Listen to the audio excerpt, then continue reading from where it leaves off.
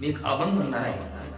अभंगाची सुरुवात आहे, मूर्ख बैसले कीर्तनी न कळे अर्थाची करणी. या अभंगाचा शेवट म्हणण्याचा प्रयत्न करत आहे. ऐका तर.